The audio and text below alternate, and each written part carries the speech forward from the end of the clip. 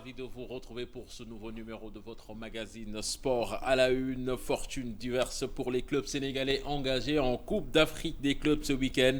Teungueth FC a battu à l'aller 1-0 à domicile par l'ASEC Mimosa va tenter l'exploit à Abidjan. Pendant ce temps, Djambar, qui a joué sa qualification en une seule confrontation, sort le Wakria de Guinée 3-0 et défiera les Nigérians d'Enimba au prochain tour. Beaucoup de sourires justement à Djambar ce week-end avec la sensation Cheikh Ahmadou Bamba, l'attaquant formé au club, a claqué en doublé avec l'OM face à Monaco.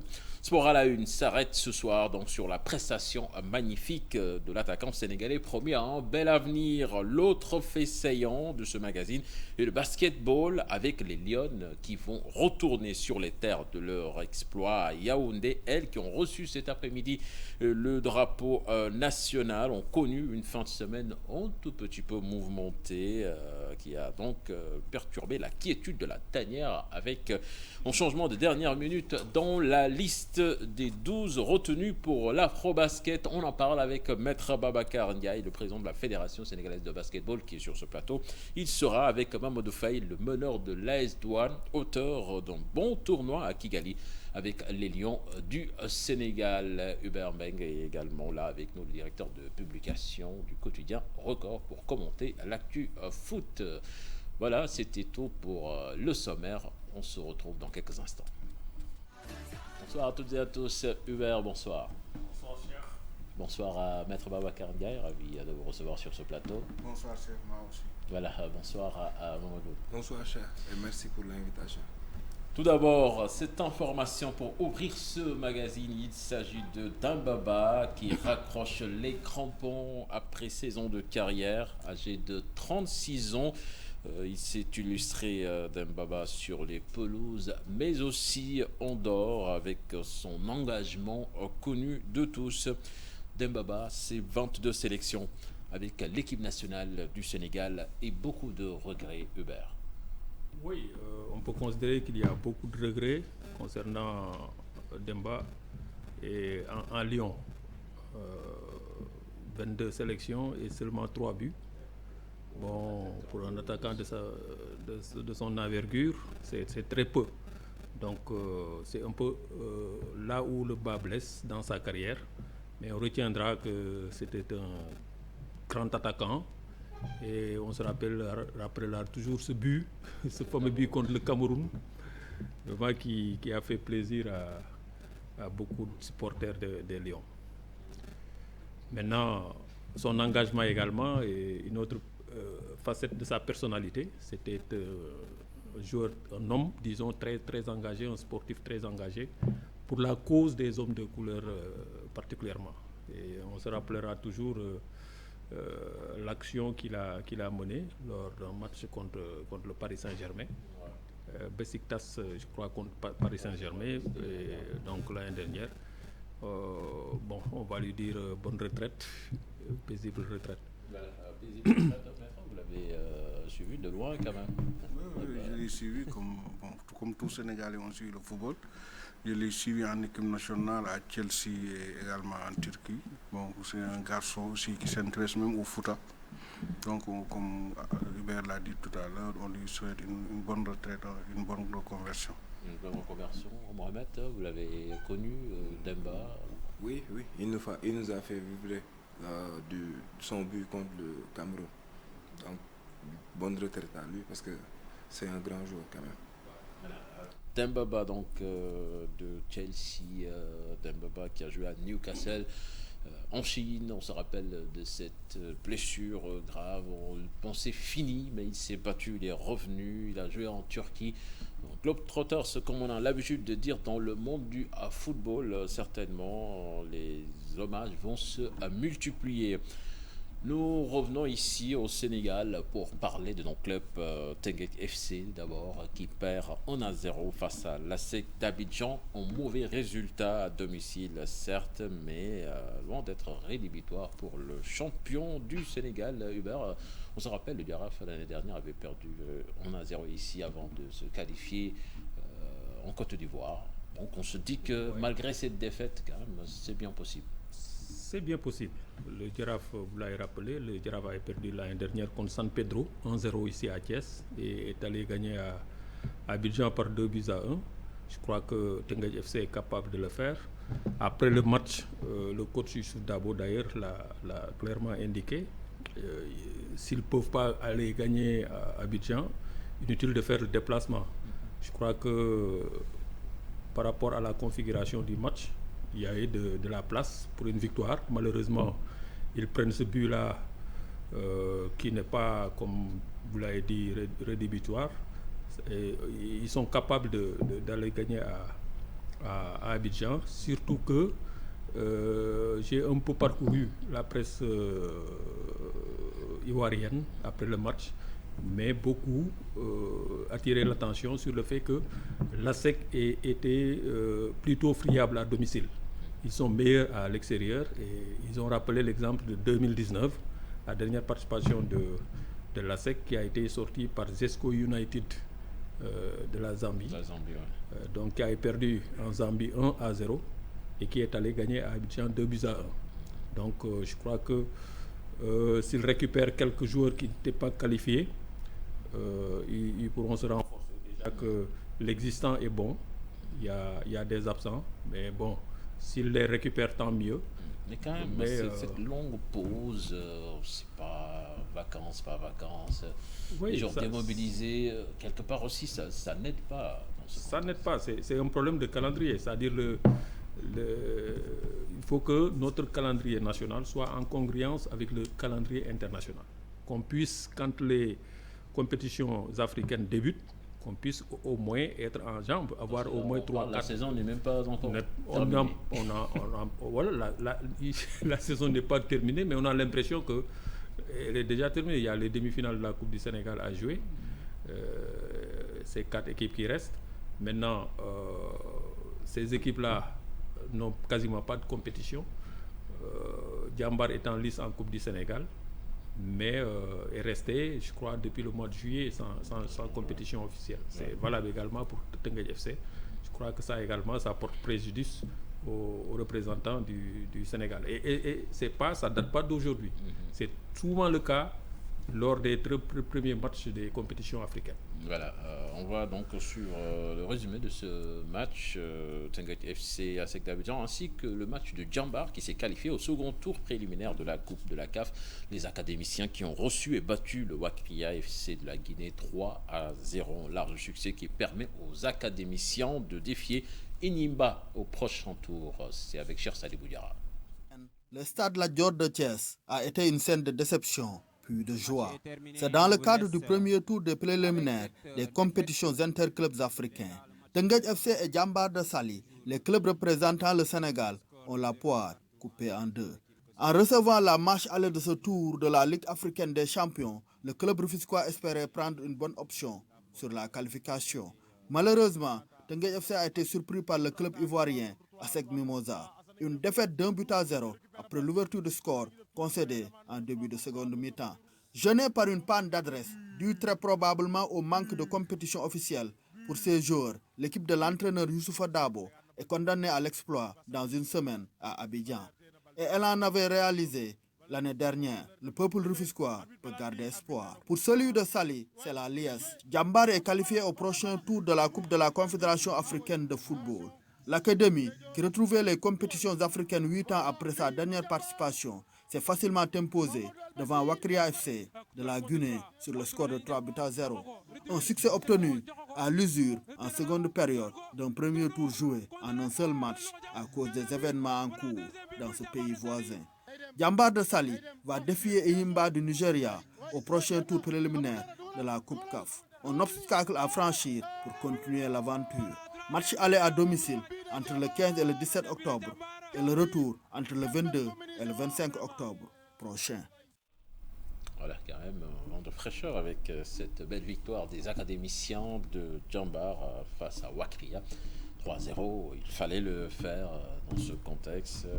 Oui, surtout malgré l'inexpérience des jeunes Djambar, ils ont réussi. Ils ont réussi. Cette victoire est d'autant plus méritoire qu'ils ont joué sans 6 titulaires. donc 6 titulaires de l'année dernière qui n'étaient pas de ce match. Donc ils ont dû faire appel à de très jeunes joueurs. Je crois que c'est une très belle victoire, surtout que c'est contre une équipe guinéenne qui, ces dernières années, au plan local, nous cause d'énormes problèmes avec les sélections locales et les clubs. Les Guinéens nous ont constamment sortis. Mais là, c'est une très belle revanche entre guillemets avec une très jeune équipe de Djambar. Et on espère qu'ils vont récupérer tout leur monde, tout leur effectif pour faire face à Enyimba. Oui, c'est des jeunes très très joueurs. Et il n'y a pas de... Disons, il n'y a pas de pression, ils jouent leur football. Maintenant, ça peut être un revers, c'est un atout, mais ça peut être également un revers face à des équipes expérimentées comme Enyimba. Enyimba en est une. Voilà, donc c'est une équipe qui a un vécu continental, qui a déjà gagné des trophées.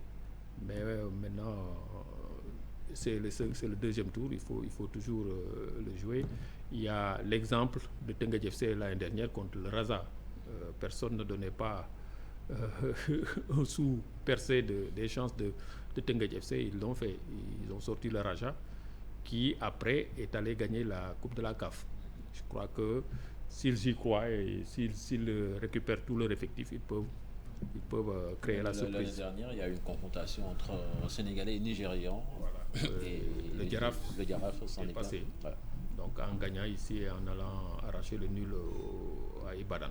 Je pense que c'est bien possible, je vais vous l'annoncer dans les titres, c'est Djambar tout sourire donc ce week-end, avec notamment l'irruption fulgurante d'Ahmadou Bamba Dieng en Ligue 1 française. L'attaquant de l'Olympique de Marseille s'est offert en doublé, permettant à son équipe de battre Monaco 2-0. Retour donc sur l'exploit de cet ancien de Djambar avec Cheikh Sadibou Diarra. Je remercie toute l'équipe de m'avoir aidé à réaliser cette belle prestation.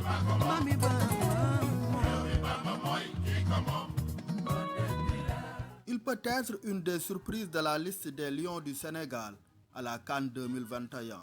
Ahmadou Bamba Dieng, pour le nommer, se signale avec son club l'Olympique de Marseille et se positionne pour la sélection d'Aliou Cissé. L'ancien pensionnaire de l'Académie Djambar de Saly, titularisé au sein de l'attaque des Marseillais en 14 matchs avant d'aller en France en octobre 2020. Et après une saison d'adaptation marquée par un but en coupe, Bamba Dieng est en train de se faire connaître et reconnaître. S'il gagne du temps de jeu et multiplie des performances comme son doublé, sans nul doute, il va taper à l'œil du sélectionneur de l'équipe nationale du Sénégal. Une sélection à la recherche d'un attaquant efficace et régulier en dehors de Sadio Mané. Le jeune buteur de l'Olympique de Marseille peut être considéré comme un postulant sérieux pour combler ce déficit. Bamba Dieng y arrivera-t-il? La réponse est au bout de ses godasses.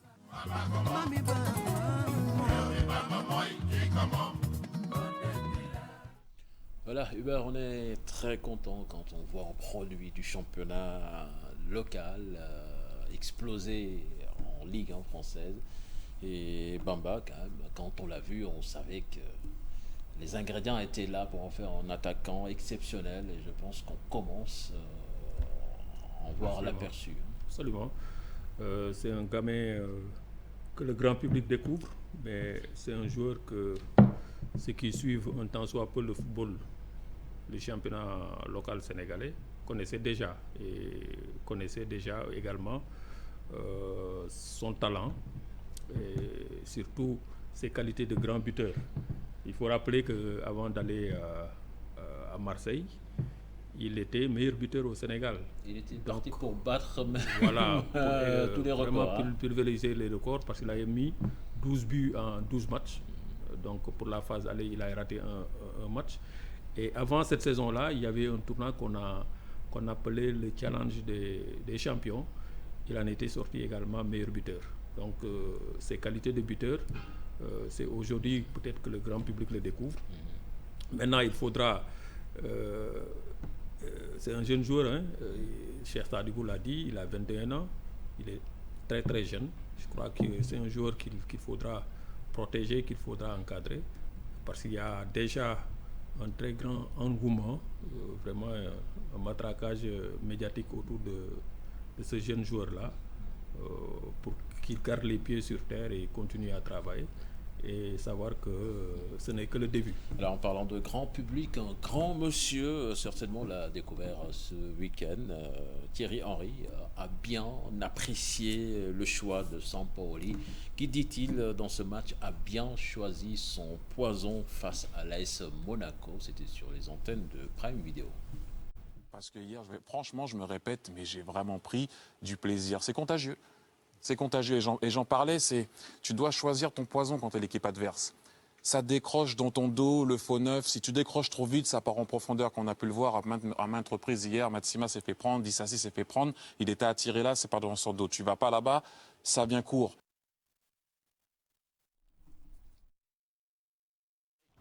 Thierry Henry, donc, qui a apprécié certainement la performance de Bamba Dieng. Justement, nous sommes en ligne avec Cheikh Gueye. Lui, il est l'entraîneur du Garaf qui a eu à jouer contre Bamba Dieng, notamment quand il coachait le Stade de Bourg. Cheikh, bonsoir. Bonsoir, Cheikh. Allô, Cheikh? Oui, je vous entends très bien. Bonsoir. On ne vous entend pas ici. On a des problèmes de retour. Vous nous entendez bien? Oui, je vous entends très bien, Cheikh. Bonsoir. Voilà, Charles, je disais que vous avez joué contre Bamba Dieng. Bon, vous étiez sur le banc du Stade de Bourg.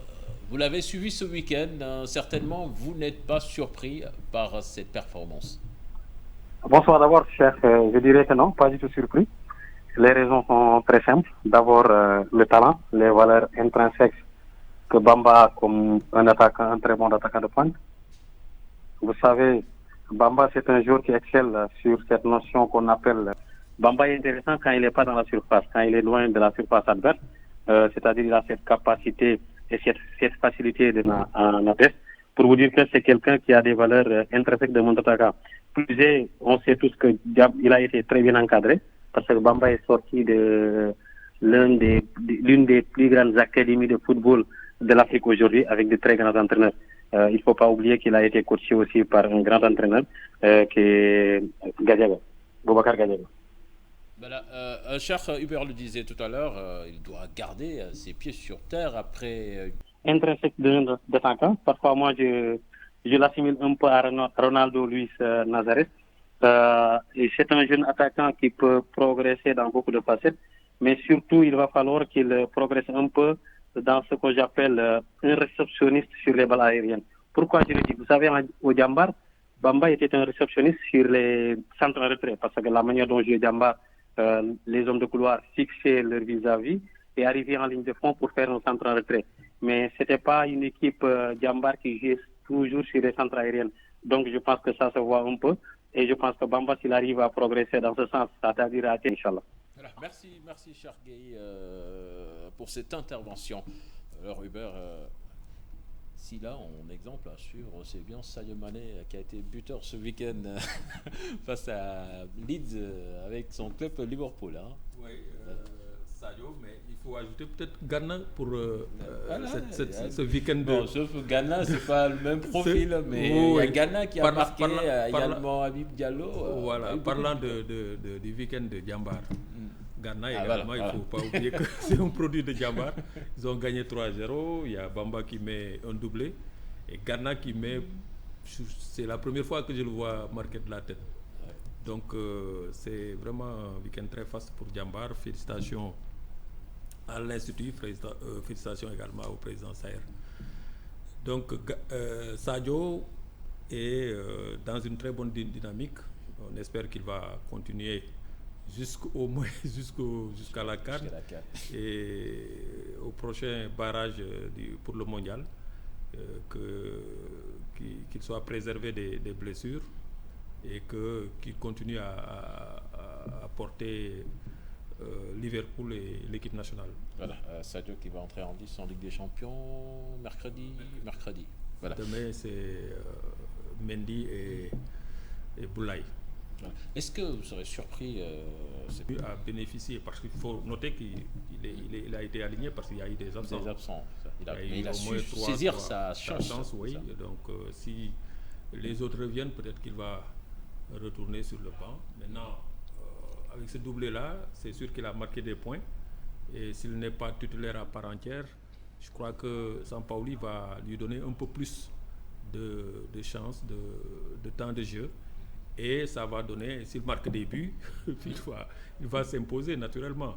Voilà. Je crois que jouer à Marseille, c'est un atout. Jouer en Ligue 1 et mettre des buts, je crois qu'il sera, s'il maintient cette dynamique-là, il sera un candidat sérieux pour les 23. C'est tout le mal qu'on lui souhaite, cher Ahmadou Bamba Dieng. Merci Hubert. Dans quelques instants, on parle de basket.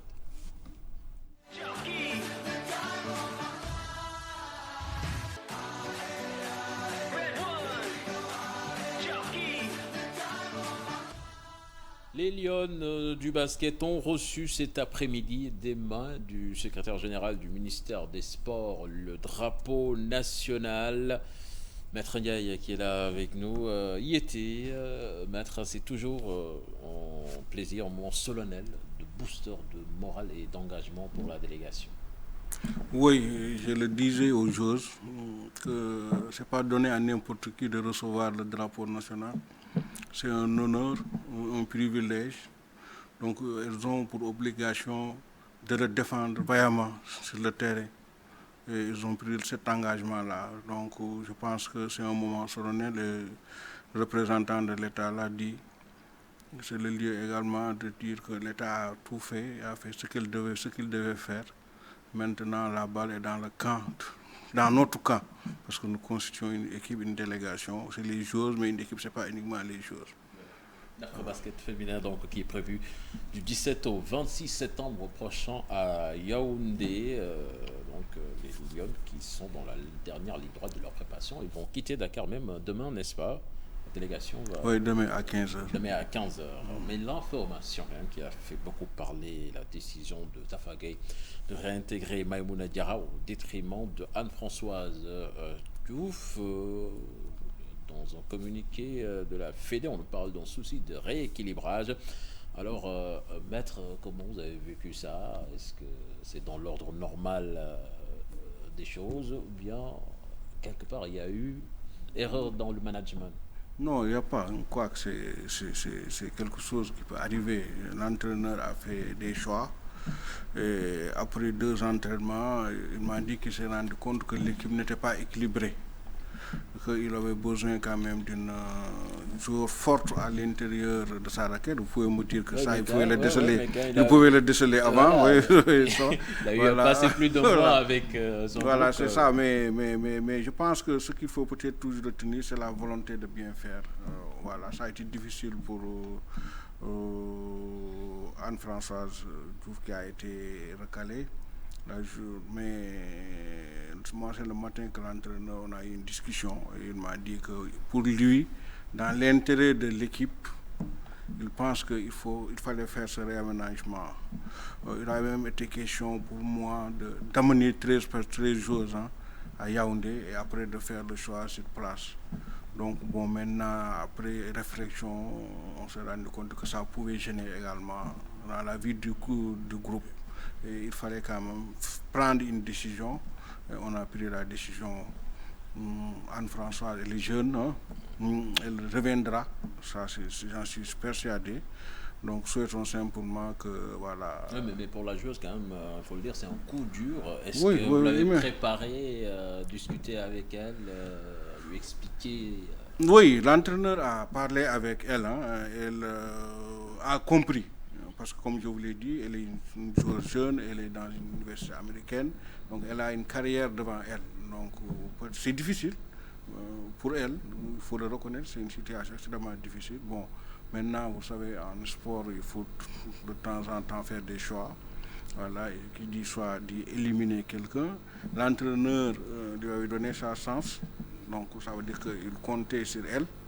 Donc, mais on a également besoin d'un peu d'expérience dans l'équipe, si vous voyez. Donc, parce que, à part ma mari, Bintou Djemé, et peut-être à la limite, Tos, voilà, il n'y a que des jeunes joueurs. Et vraiment, moi je pense, j'ai compris l'entraîneur. Donc, la joueuse a accepté la décision, même si elle était difficile. Maintenant, le problème, il est dépassé, il est derrière nous. mobiliser. Hubert, est-ce que vous avez compris la décision de l'entraîneur sur le mode de fonctionnement? Bon, j'ai été surpris, comme la plupart des observateurs, mais par la suite j'ai compris. J'ai compris, bon, parce que Moustapha Gaye, quand même, c'est un entraîneur chevronné. Il ne faut pas oublier que c'est nos 2 derniers Afro-Basket. C'est à son actif comme coach. Je crois que s'il a fait ses choix, c'était difficile pour lui. Il faut comprendre cela. C'est difficile, extrêmement difficile pour la fille, pour sa famille, pour ses amis, pour ses voisins, etc. Et beaucoup de Sénégalais ont compati parce que simplement ils ont partagé cette déception d'Anne-Françoise. Mais c'est également réconfortant quand j'ai lu un entretien qu'il a accordé à notre confrère Alexis Dacosta du site Jantebi, et elle semble avoir digéré. Elle a dit sa déception, mais elle a compris qu'elle est encore très jeune comme sportive, comme basketteuse, et qu'elle a son avenir, qu'elle va discuter plusieurs Afro-Basket plus tard. Je crois que c'est difficile, mais moi je fais confiance à Tafa Gaye.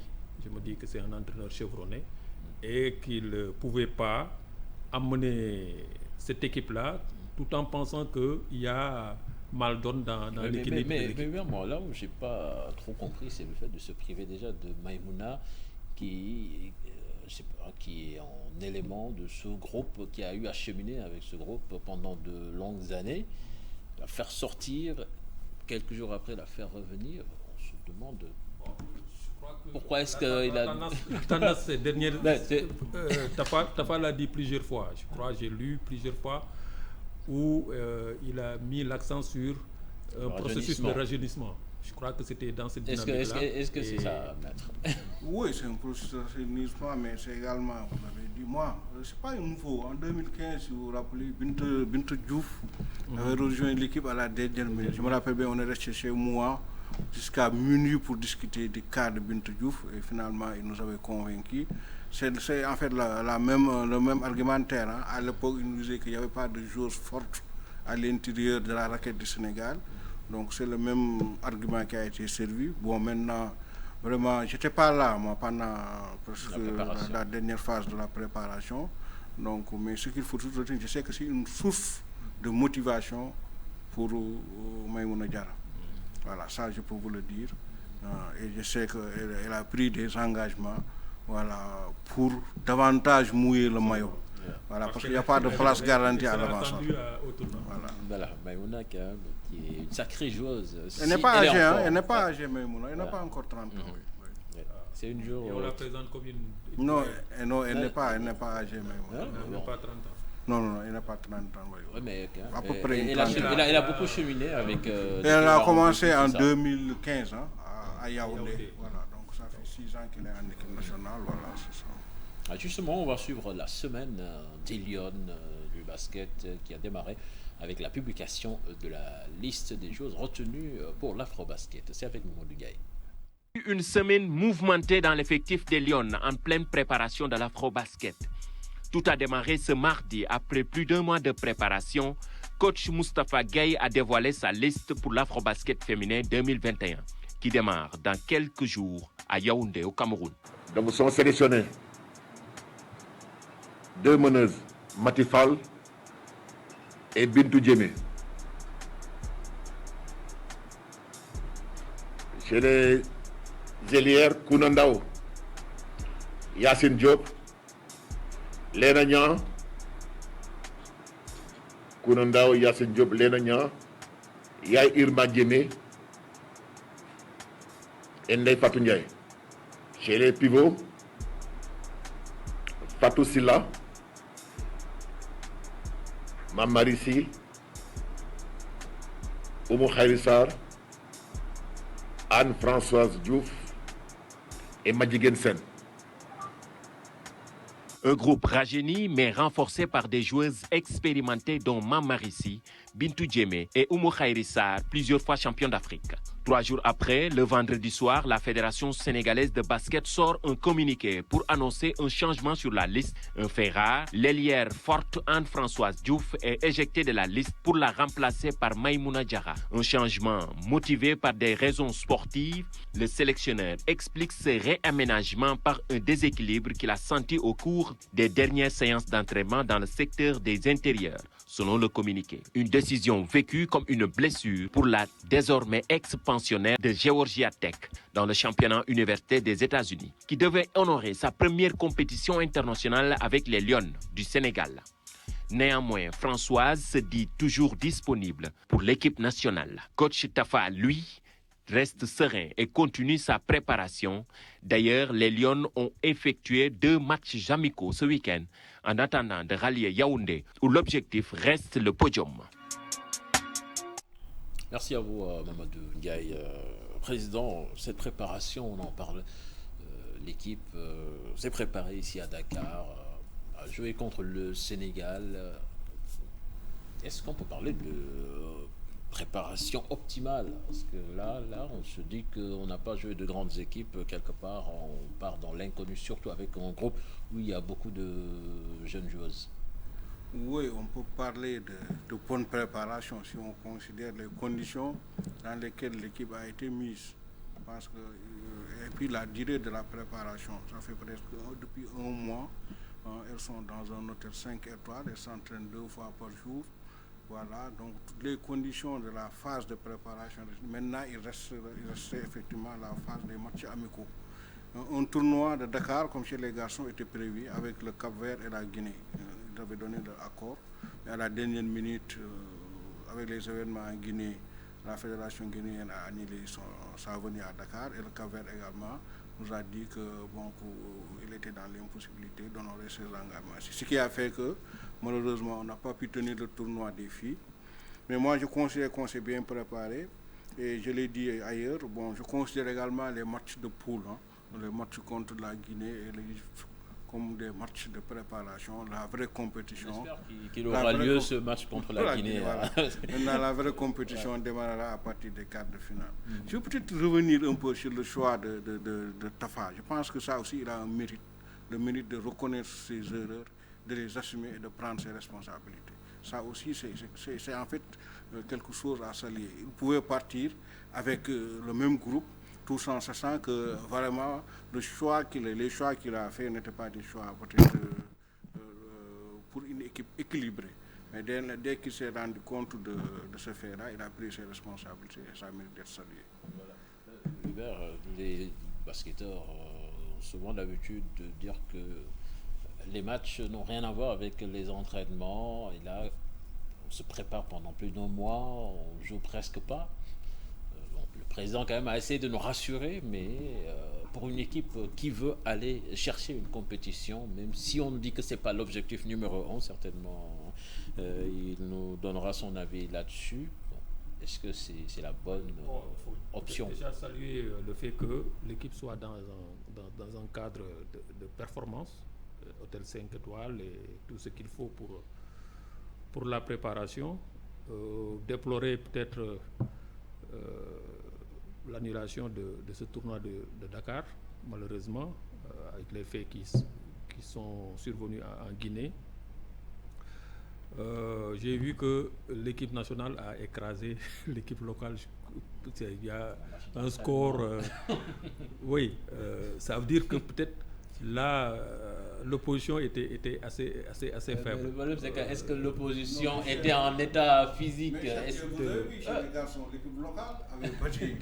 Je pense même le Rwanda a été battu par la Guinée après prolongation. Et les gens en venant. Peut-être que physiquement, l'équipe locale. La Guinée, par exemple, et le Rwanda, ils nous disaient il fallait une 4e équipe. Donc, ils ne voulaient pas de l'équipe local du Sénégal. Malheureusement, tout le monde a vu que cette équipe s'était bien comportée. C'est une équipe compétitive. Voilà, compétitive. Donc on ne peut pas aussi considérer. Notre équipe locale qui a marqué 20 points pour le premier match, on se demande si physiquement cette équipe est au point. Les filles. Ouais, les filles. C'est de ça que je parle justement.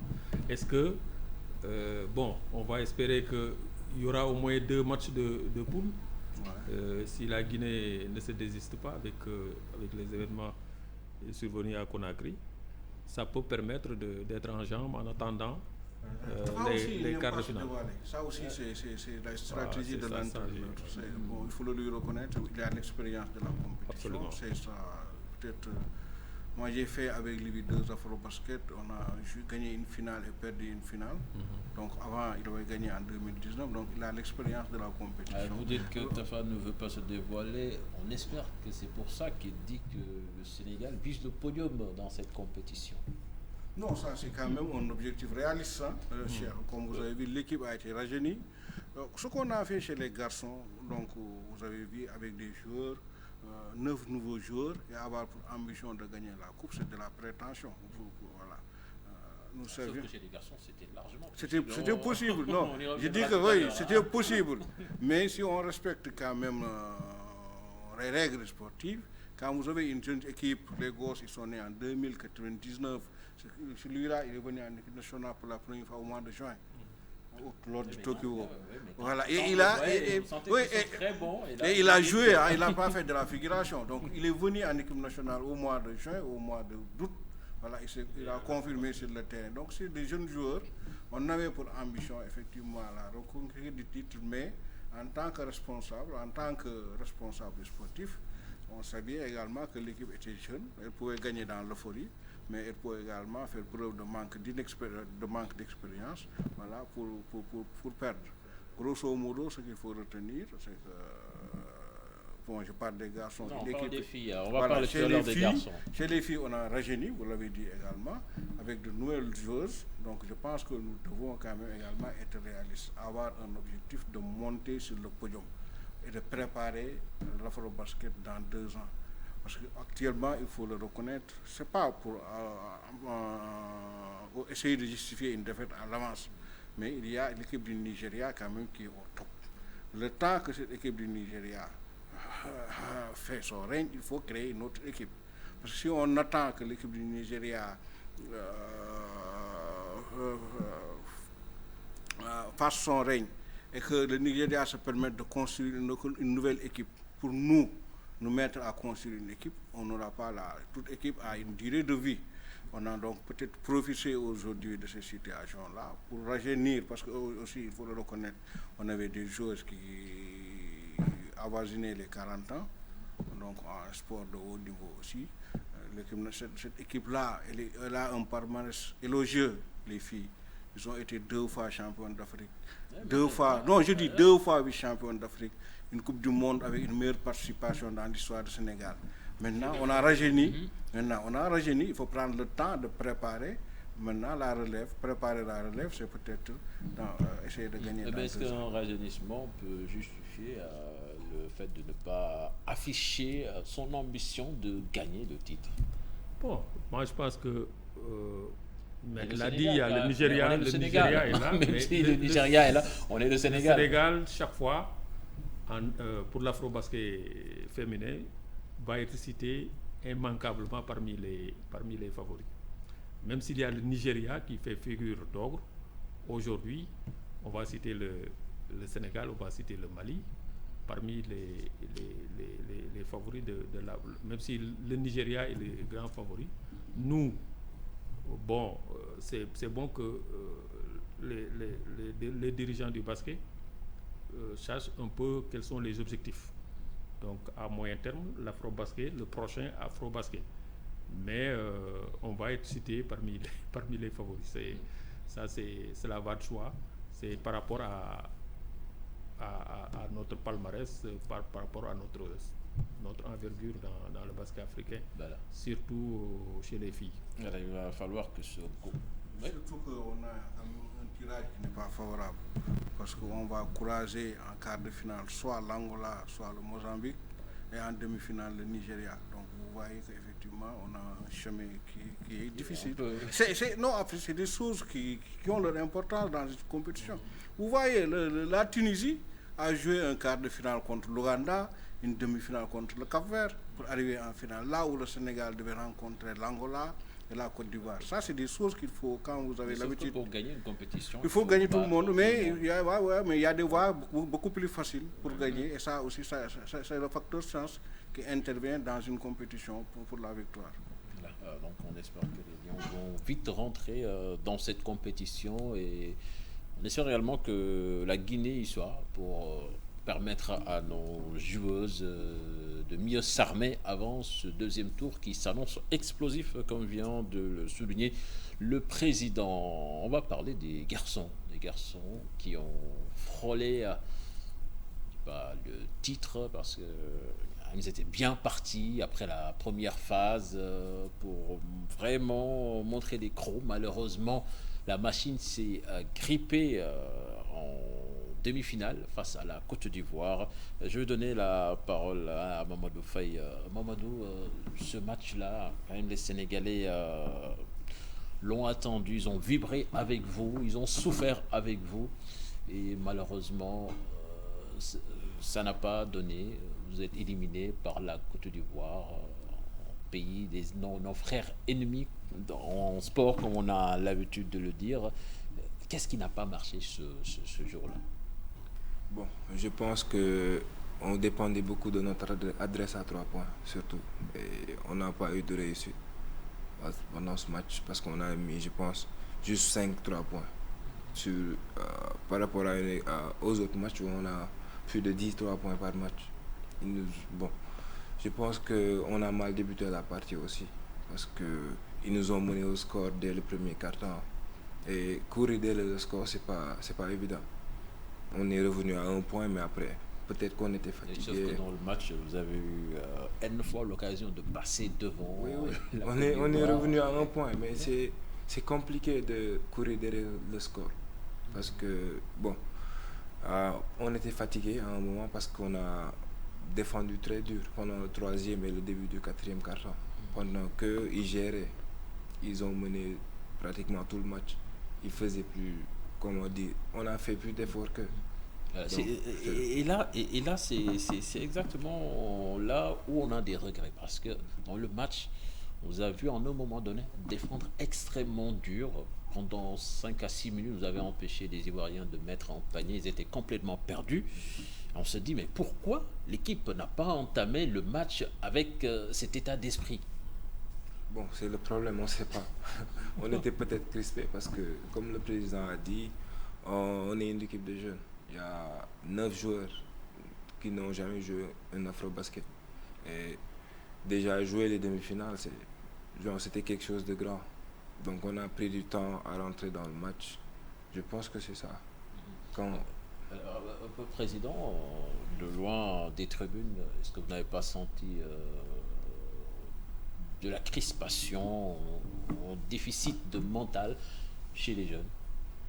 Bon, je pense qu'il a bien expliqué le match. Donc moi j'étais à côté du banc. On est mal entré dans le match. D'habitude, en première quart-temps, on mettait plus de 20 points, si vous voyez les statistiques du Sénégal. Ce jour-là, on a mis 13 points. Mais c'était face à des équipes qui ne défendaient pas trop bien. Oui, je suis d'accord. Je suis d'accord. Bon, effectivement, la Côte d'Ivoire a défendu, mais on a également manqué de réussite en ratant des paniers faciles. Ça aussi, c'est pas une défense qui nous a empêché d'avoir des positions de tir ou des balles en contre 0. Je pense qu'on est mal rentré dans le match. C'était un derby, ça moi également je l'avais dit. La Côte d'Ivoire, quand ils jouent le Sénégal, c'est un derby, ils se battent sur le terrain. Bon, c'était des joueurs beaucoup plus expérimentés. Mais vous voyez, on est venu à 1 point du match. On avait même deux occasions pour mener. Voilà, pour mener au score. Malheureusement, c'est pas entré, c'est des ballons, voilà. C'est ça aussi, ce que j'appelle moi le facteur chance en matière de compétition internationale. Chaque fois qu'on... C'est les détails. Mais est-ce que c'est la chance, Hubert? Parce qu'on parle de ce match contre la Côte d'Ivoire, mais le chemin du Sénégal aurait pu s'arrêter en quart de finale face à l'Angola. Et tout le monde sait que, en valeur intrinsèque, le Sénégal avait une meilleure équipe que l'Angola. Et on a souffert pour les battre. Oui, mais il ne faut pas oublier non plus que l'Angola, c'est L'Angola, c'est l'Angola. L'Angola, Ouais, c'est vrai, l'Angola, c'est une nation, c'est... Ils savent élever leur niveau de jeu. Mais voilà, donc c'est une équipe formidable. C'est un pays de basket. Il faut pas omettre tout ce qu'ils ont fait. Moi, ça ne m'a pas trop surpris qu'on ait rencontré des difficultés contre l'Angola. Mais quand même, dans ce match, quand on regarde le déroulement, il y a eu un moment où on avait un écart confortable et subitement, subitement tout s'est effondré. Et on se dit que, est-ce qu'on ne souffre pas de ce facteur mental là qui nous empêche d'aller au bout dans les grands événements? Non, je ne pense pas. C'est pas un problème de mental. Je pense que contre l'Angola, peut-être qu'ils ne voulaient pas perdre comme ça. Parce qu'on peut dire que c'est la fin d'une génération. Parce qu'il y a Moraïs, il y a Mingas, ils ont presque 40 ans. Donc ils n'allaient pas se laisser faire comme ça. Parce qu'on a mené de 15 points, c'est vrai, mais peut-être qu'on a lâché un peu aussi, parce qu'on pensait avoir gagné le match. Mais finalement, on a gagné et je pense que c'était l'essentiel. Quand on regarde globalement le parcours, on se dit, pour les adversaires faciles, le Sénégal a gagné facilement, même si aucun adversaire n'est facile. Mais les deux matchs où on a eu de vraies oppositions, on a gagné difficilement et l'autre on s'est fait éliminer. Je dis que donc qu'est-ce qui n'a pas marché dans ce groupe? Moi, je pense que nous sommes peut-être nous étions dans la seule poule où il y a eu 3 équipes qualifiées en quart de finale. Ça aussi c'est un fait. Le Sénégal, l'Ouganda et le Soudan du Sud. Donc notre poule n'était pas une poule facile, contrairement à ce que disent les gens. Non, ça c'est un fait, hein. C'est un fait. Je dis également que si vous voyez l'Angola, un match contre l'Angola ne peut pas être un match gagné d'avance, un match facile. L'Angola c'est un pays de basket, 11 fois champion d'Afrique. Vous ne pouvez pas venir vous dire que vous allez vous balader contre les Angolais. Donc il fallait les voir à la fin du match, ils ont pleuré. Moi j'ai vu Moraïs pleurer. Voilà, donc c'est ça où je dis qu'ils étaient venus pour défendre les couleurs, parce que l'équipe de basket de l'Angola, c'est la vitrine de l'Angola. Donc ça ne pouvait pas être, moi j'avais peur de ce match, et je l'ai tout le temps dit, parce que c'est un quart de finale, vous êtes éliminé en quart de finale, c'est un échec lamentable. Et on avait en quart de finale l'équipe la plus titrée d'Afrique. Donc il ne faut pas peut-être également minimiser ce qui a été fait par les gosses. Parce que je l'ai dit, on avait 9 nouveaux joueurs. L'équipe est née en novembre 2020 à Kigali. Et justement, le président, c'est que là, on ne minimise pas. C'est qu'on a des regrets. On a des regrets parce qu'on se dit qu'il y avait largement la place pour aller au bout. Surtout lors de ce match face à la Côte d'Ivoire, quand même, on a vu des séquences où on se dit que cette équipe-là, quand elle se met à jouer dur, quand même, elle marche sur toutes les équipes. Mais on ne l'a pas fait dans la durée. On ne l'a pas fait en premier mi-temps. Voilà. Je suis d'accord avec vous. On ne s'est pas trop battu en premier mi-temps comme on l'a fait en deuxième mi-temps. Il vous l'a dit, est-ce qu'ils étaient crispés ou pas? Est-ce qu'ils étaient venus en pensant qu'on était supérieur à la Côte d'Ivoire ou pas? Mais l'essentiel, moi j'ai vu une belle équipe du Sénégal en deuxième mi-temps. On a perdu, vous savez, à ce niveau de la compétition, on perd sur des détails, sur un panier raté, un lancer franc raté. C'est des choses... on était à égalité, je pense, en troisième quart-temps, et un jour, je pense, on a des lancers francs qui ont été ratés, un ballon 1 contre 0 qui a été raté. Et ça, c'est des choses qui arrivent. Donc malheureusement, je suis d'accord avec vous. Mais ce sont les détails souvent le diable est dans le détail. Oui, c'est ça, mais c'est le manque d'expérience. Surtout, je suis d'accord avec vous.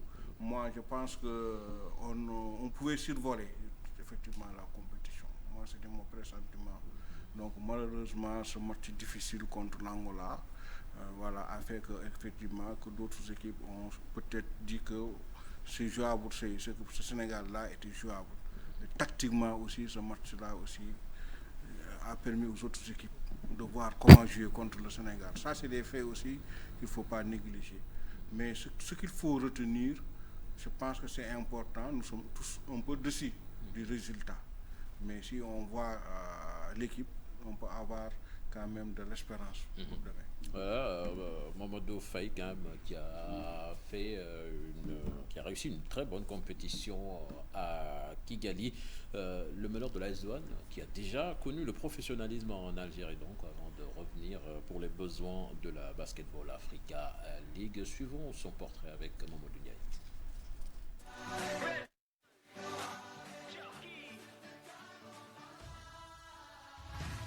Il fait partie des 9 novices, dont 3 locaux, qui ont disputé pour la première fois l'Afrobasket 2021. Pape Mamadou Faye, ancien meneur de jeu de l'US Ouakam, il revient au Bercail cette saison avec l'AS Douanes après avoir été dans le championnat algérien, où il a évolué sous les couleurs de l'association sportive El Bouagui, D1 algérienne. Il y aura fait une bonne saison avec 29 points et 6 passes en moyenne par rencontre. Pape Mamadou Faye a disputé cette année la BAL, la Basket Africa League avec l'AS Douanes. Un meneur efficace pour un apport considérable pour les Gabelous grâce à son talent et son bon QI basket qui a bien servi l'AS Douanes cette saison.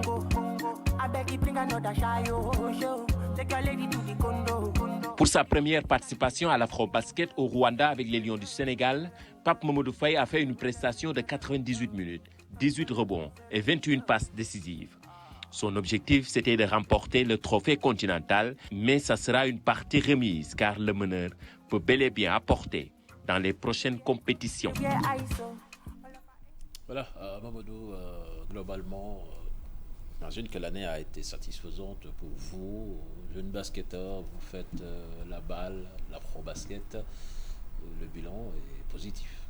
Oui, il est plus que positif, je peux dire, parce que j'ai disputé 2 compétitions majeures, je peux dire, en l'espace de peut-être 3 mois. Pour quelqu'un qui, comment dire, a joué, a longtemps attendu cette opportunité. Vraiment, j'ai longtemps attendu parce que tout joueur, tout basketteur rêve de jouer avec l'équipe nationale. Et, heureusement, j'ai eu à jouer la balle parce que je ne devais même pas la jouer normalement. J'étais en Algérie. À cause du Covid, ils ont reporté la balle. Donc, je suis rentré. Vous a contacté pour la balle et je suis allé. J'ai donné ce que j'avais. J'ai fait une bonne prestation et ça m'a ouvert les portes de l'équipe nationale. Et justement, cet afro-basket, quand même, j'imagine, vous avez fait une très belle compétition. Qu'est-ce que vous avez retenu? J'ai surtout beaucoup appris aux côtés du coach, des joueurs comme Gorgui Sidian, Youssou Ndoye. Bon, c'était, comment dire, une campagne d'apprentissage pour nous les jeunes, nous les nouveaux de l'équipe nationale. Je retiens aussi que, bon, c'est pas un échec. On a bien joué, on a donné tout ce qu'on avait et on a le temps de préparer l'Afro-Basket prochain parce que c'est dans 4 ans. Mais Monsieur le Président, il faut se battre pour qu'on ramène l'Afro-Basket à 2 ans quand même, parce que ces 4 ans-là, c'est trop long. C'est trop long. Parce que l'Afro-Basket, c'est la fête du basketball africain, vraiment. Alors, Mamadou, vous êtes donc meneur à l'AS Douanes. Quelles sont vos perspectives? Est-ce que vous allez reprendre avec l'AS Douanes? Bien, vous avez des contacts pour aller jouer à l'extérieur?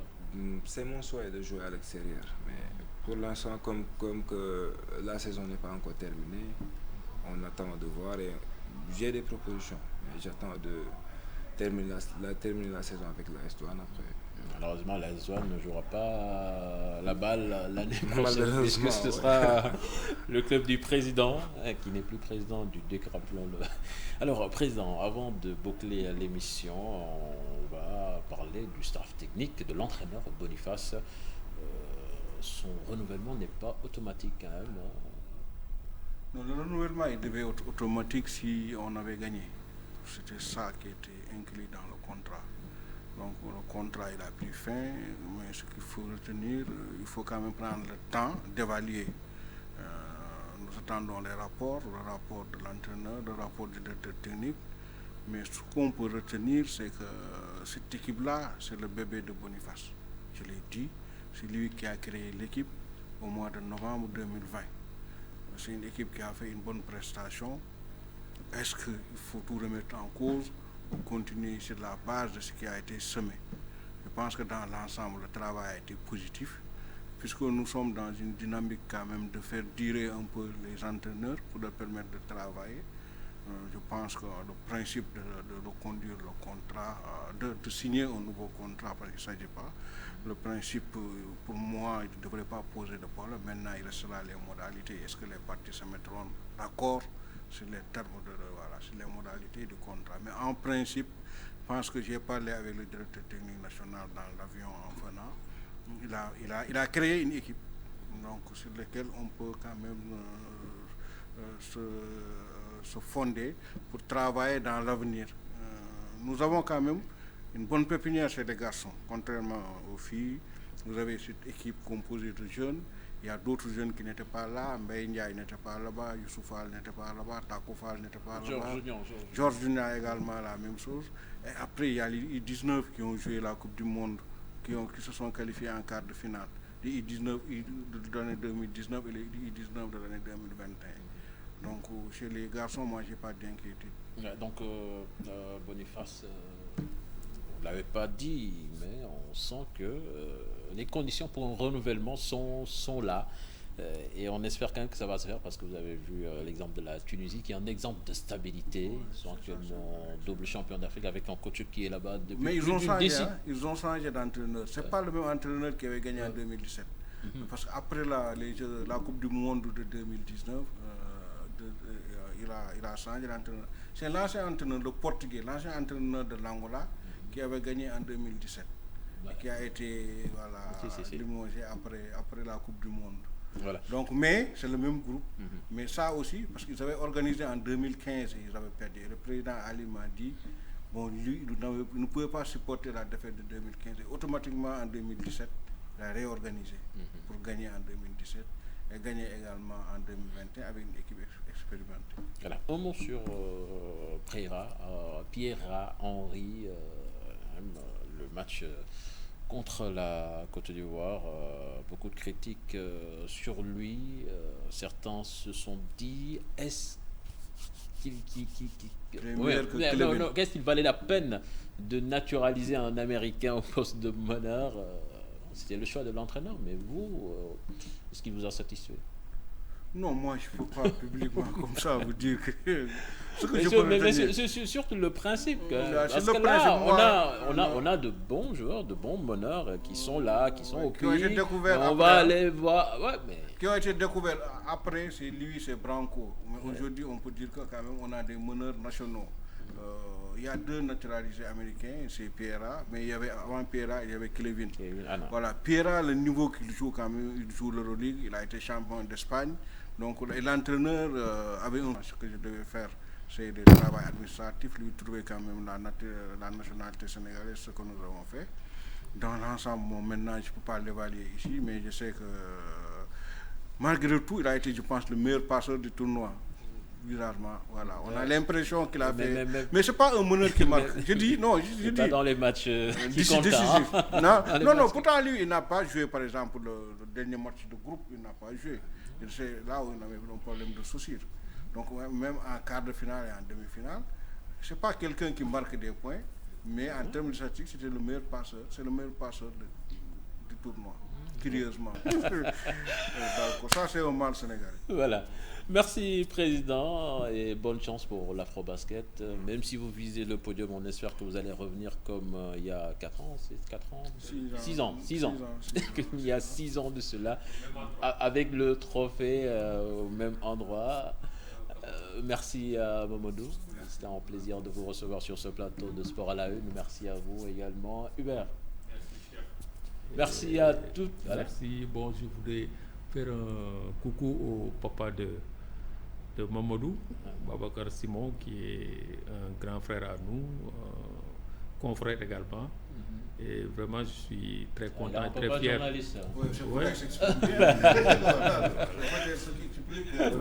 Je suis surpris, voilà. Bon niveau d'expression. Voilà, bravo. Merci à toi, Mamadou.